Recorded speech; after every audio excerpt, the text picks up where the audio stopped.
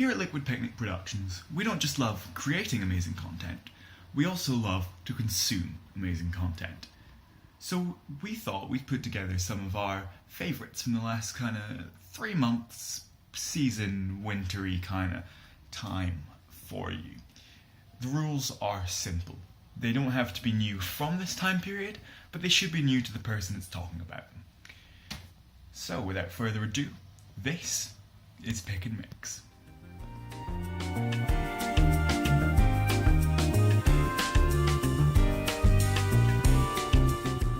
Movies. I think one of the only ones I went to see during the winter season was the Dragon Ball Super Broly movie, which was really good. The audience there is actually like far more receptive than a lot of like audience you see in cinemas. So it was like quite fun, just an experience to go and see. Favorite movie of the last 3 months? I've seen Black Klansman. It's very good. It's quite intense, but it was a damn good film, and also said a lot of really interesting things. Probably Stan and Ollie, because I think it's the only new one I've seen this winter. I've been very busy. It was very good. Yes, a very touching story.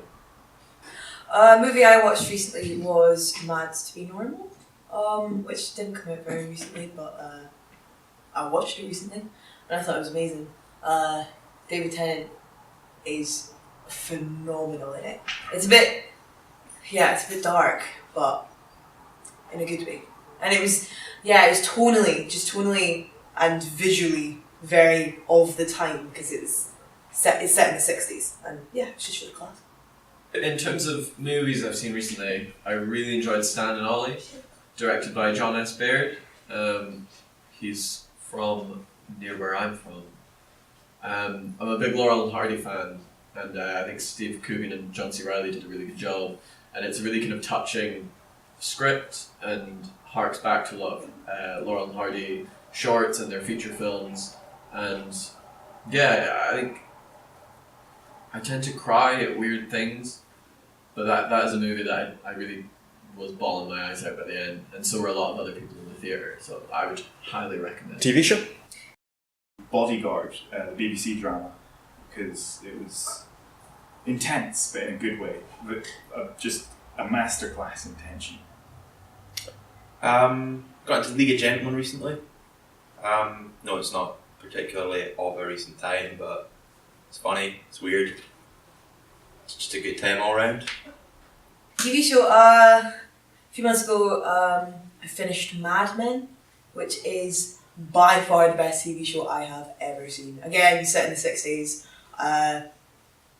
bunch of dudes in an ad office. Sounds like it would be really boring, but it's not. The characterization is amazing.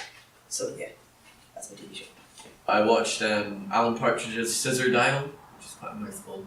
But yeah, no, that's a really funny kind of mockumentary and very quotable. Sex Education was very good. I liked it. It's really fucking weird, but it was damn good and quite educational as well, even as an adult. Book.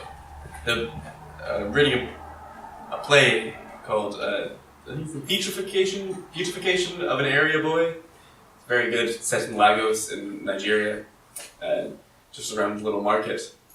I haven't finished it yet, so I don't really know where it goes, but so far it's damn good. There's a novella called Mrs. Caliban by Rachel Ingalls, which I read recently, which is kind of like Shape of Water, but a bit more David Lynch. Like, it's kind of this weird... It's got a very weird tone. It was pretty good. I'd very much like to adapt it one day. Podcast. The newest podcast on my kind of rotation is David Tennant does a podcast with, and then a long pause, and then the name of whoever he's doing the podcast with that week. So he's had some cracking guests on so far. It's been very entertaining. I've been listening to the Triforce podcast. It's nothing to do with Legend of Zelda. It's some dudes from the Yogscast just chatting shit basically, and it's really funny. I often listen to it to get to sleep. Games recently. One that I've been playing quite a lot is Apex Legends, which was only brought out recently. It's the new battle royale game made by the people who made Titanfall. So the movement in it's a lot more rapid. The maps are smaller than your generic one, so like you get into fights far more often. The games are faster. It's the battle royale for people who don't have time to play a game of PUBG. I'm playing a lot of video game called FTL, Faster Than Light. It's a bit old, but it's not old, just a bit dated, but I never really got into it, but I don't have any internet to play right now, and it's proving very, very fun. Recently, I played Broken Age, which is like a point-and-click adventure game, which I thought was really, really fun. There was a fantastic game I played when I was at home over Christmas, a board game, and there were these cards. I can't for the life of me remember the name of it, but it'll be somewhere here. And there, you have these little cards, and they've got a load of like clip art images on them. And then there's another card, and there's loads of little mini games, and you've got to try and match the pictures. And it's fantastic, very violent, lots of fun. Song or album? Angry Cyclist, Proclaimers. I like this more or less this entire album. It's got that sort of signature sound of most of the Proclaimers stuff, but I like the Proclaimers always have some sort of message to put across in at least like half their songs. They always have a reason behind writing this. Weird one. I've been listening to a lot of Alt J's. What's it?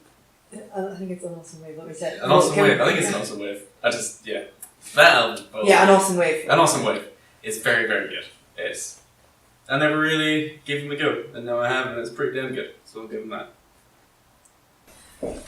My album would be Honey Bones by Dope Lemon. I'd listen to. It's not brand new to me because I'd listened to a couple of the songs before, but I've never listened to the album in its entirety. But I think it's really good, and I really like Dope Lemon. So yeah, it's my album. It's not new to me, but I've kind of rediscovered Rubber Soul by the Beatles recently.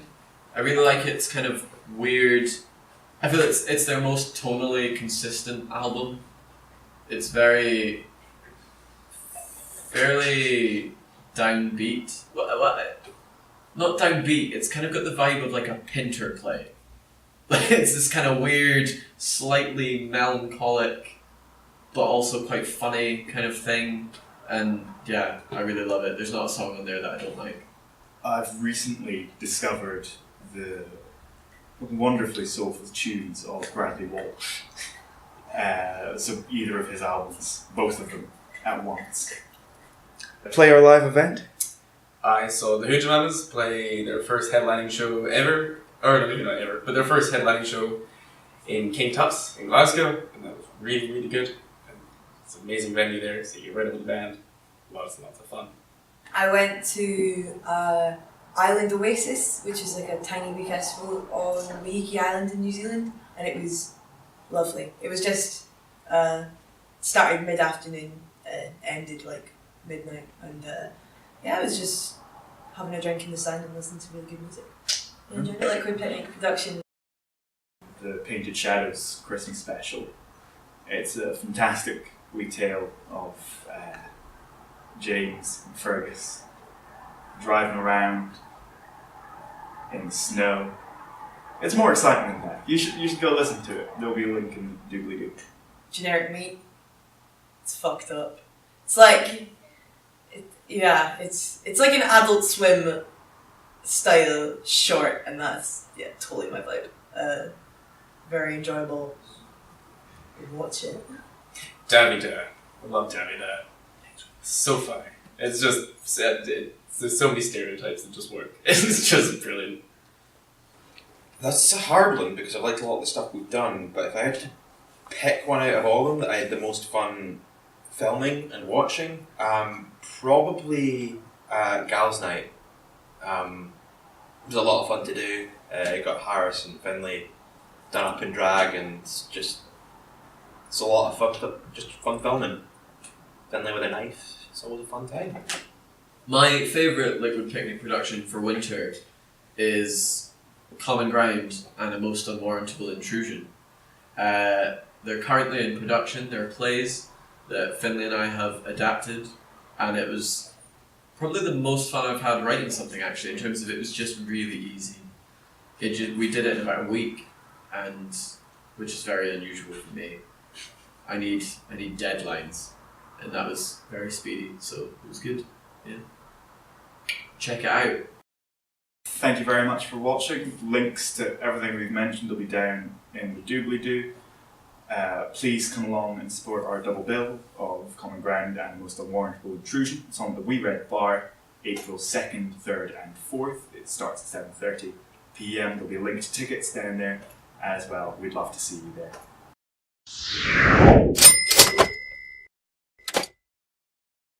I don't really hear podcasts. I don't really hear podcasts, watch podcasts, do podcasts. Cool. Very much, but I heard Megan and Man is shagging through the wall this morning.